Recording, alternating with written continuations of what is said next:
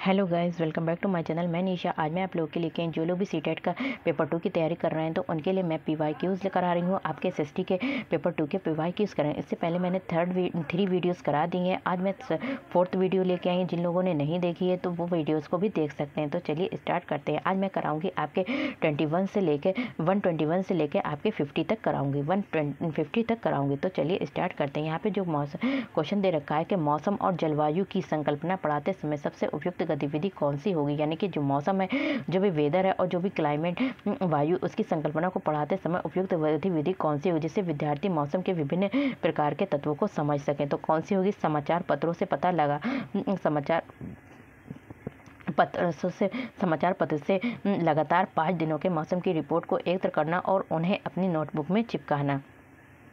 Next हमारा question है, question number 122 है, सामाजिक विज्ञान के शिक्षण में बच्चों के संवेग बहुत आसानी से उजागर हो जाते हैं। यानी कि कहने के सामाजिक जो भी SST होती है उसको पढ़ाने में बच्चों के जो संवेग इमोशंस होते हैं वो आसानी से क्या होते हैं? उजागर होते हैं, शब्दों से नहीं बल्कि दृश्यों और आवाज़ों से। इसके लिए शिक्षण का कौन सा तरीका सबसे उपयुक्त प्रभावी होगा? तो कौन सा होगा? क्षेत्र भ्रमण और सर्वेक्षण होगा। नेक्स्ट हमारा क्वेश्चन है, क्वेश्चन नंबर 123, गरीबी को पढ़ाते समय कौन सी व्यू रचना सबसे ज़्यादा उचित होगी? तो गरीबी को पढ़ाते समय सबसे ज़्यादा जो व्यू रचना कौन सी उत्पादित होगी? तो कौन सी होगी? हमारी वाद विवाद और चर्चाओं में विद्यार्थियों को शामिल करना। नेक्स्ट हमारा क्वेश्चन है, क्वेश्चन नंबर 124 है, ये देखा गया है कि सांस्कृतिक, सामाजिक और वर्ग विभेद कक्षीय संदर्भ में अपने पक्षपात, पूर्वाग्रह और अभिवृत्तियों को उत्पन्न करते हैं। अतः शिक्षण का उपागम होना चाहिए। तो अतः शिक्षण का जो उपागम होना चाहिए वो क्या होना चाहिए? चर्चा उन्मुखी होना चाहिए। नेक्स्ट हमारा क्वेश्चन है, क्वेश्चन नंबर 125 है, पाठ्य पुस्तक में वर्णित किसी समुदाय विशेष के लिए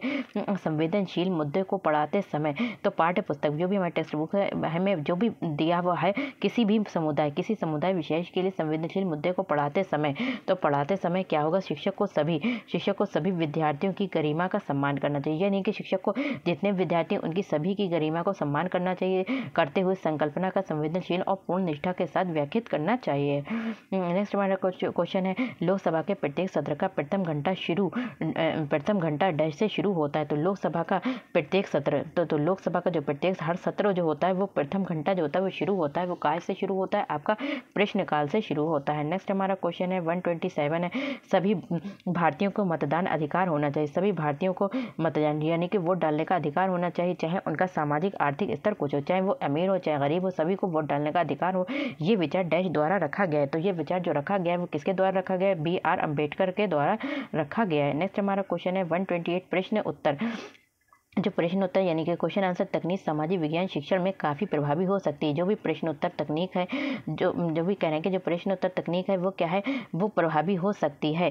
प्रश्न उत्तर तकनीक जो है वो क्या होती है? प्रभावी हो सकती है, क्योंकि ये डैश को सुनिश्चित करती है। तो ये डैश को किसको सुनिश्चित कर? शिक्षार्थियों द्वारा सक्रिय सहभागिता को सुनिश्चित करती है। नेक्स्ट हमारा क्वेश्चन है 129 है, कह रहे हैं कि एक शिक्षक शिक्षिका कृषि के तरीकों को स्पष्ट करते हुए भारत और संयुक्त राज्य अमेरिका के कृषि तरीकों से जुड़े किस अध्ययनों पर चर्चा करती है? तो वो सीखने के किस पहलू पर बल दे रही है? तो यहाँ पे करें कि एक शिक्षक यानी कि टीचर है जो कृषि के तरीकों को स्पष्ट करते हुए उनको स्पष्ट करते हुए भारत और संयुक्त राज्य अमेरिका के कृषि के तरीके से जुड़े किस अध्ययनों पर चर्चा करती है? तो ये सीखने के किस पहलू से अध्ययन करता है? तो वो किस पहलू का अध्ययन कर रहा है? यहाँ पे क्या है? मूर्त अवधारणों के माध्यम से तुलना और अंतर करते हुए सीखने की योग्यता को यहाँ पे क्या कर रहा है?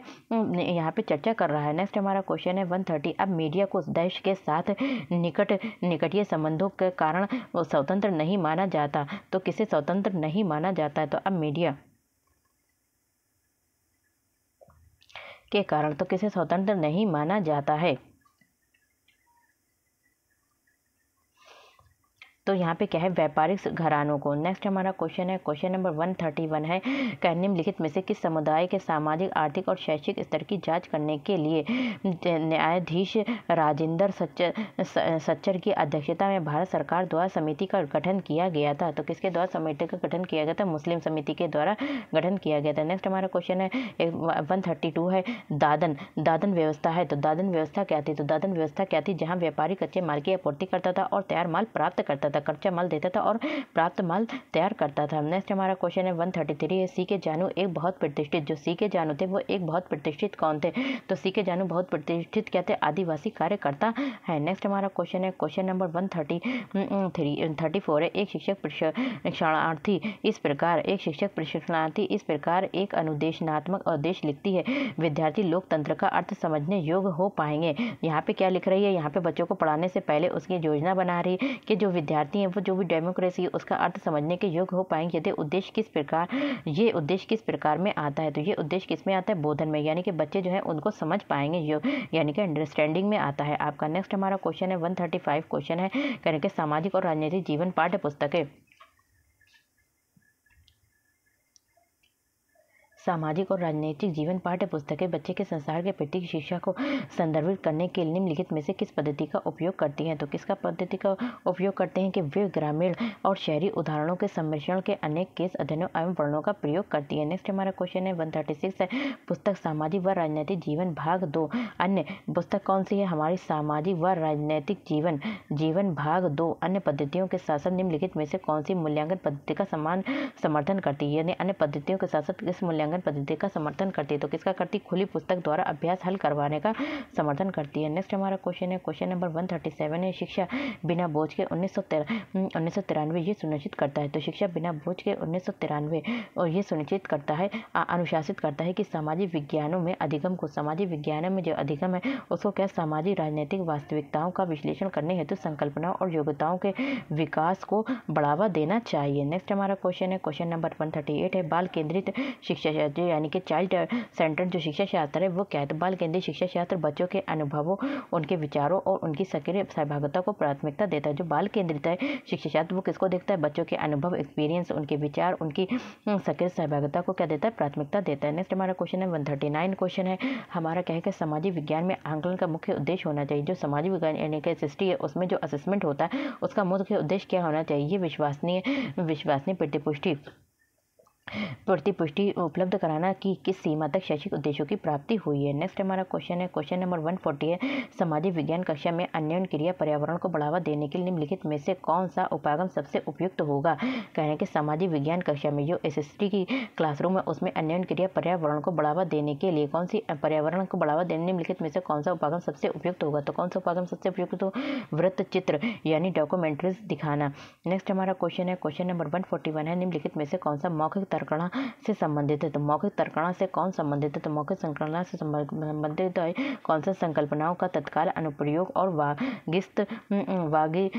वाग विस्तार होगा। नेक्स्ट हमारा क्वेश्चन है क्वेश्चन नंबर हमारा है 148 है, जनहित याचिका PIL द्वारा डैश आई। तो जनहित याचिका जो थी वो किसके द्वारा आई? तो जो न्याय मिलने में बढ़त के द्वारा आई। नेक्स्ट हमारा क्वेश्चन है क्वेश्चन नंबर 143, शिक्षा का अधिकार अनुच्छेद 21 के अंतर्गत एक मौलिक अधिकार। तो शिक्षा का अधिकार जो है, शिक्षा का अधिकार अनुच्छेद 21 के अंतर्गत एक मौलिक अधिकार जो जीवन का अधिकार से संबंधित है, क्योंकि जीवन के अधिकार से संबंधित है, क्योंकि शिक्षा गरिमा जीवन जीने में सहायता करती है। तो शिक्षा जो है वो हमारा क्या है? गरिमा जीवन जीने में क्या करती है? सहायता करती है। 144 क्वेश्चन नंबर है, आदिवासियों को रंग बिरंगे कपड़े पहने, सिर पर मुकुट लगाए और नाचते गाते हुए एक रूढ़िबद्ध रूप में प्रदर्शित करने के परिणाम स्वरूप प्राय क्या होता है? प्राय में इस प्रकार के समूह के प्रति भेदभाव होता है। तो प्राय इस प्रकार के समूह के प्रति क्या होता है? भेदभाव होता है। नेक्स्ट हमारा क्वेश्चन है 145, भारतीय संविधान द्वारा दिया गया डैश नागरिकों को ये अनुमति देता है कि वे उच्च न्यायालय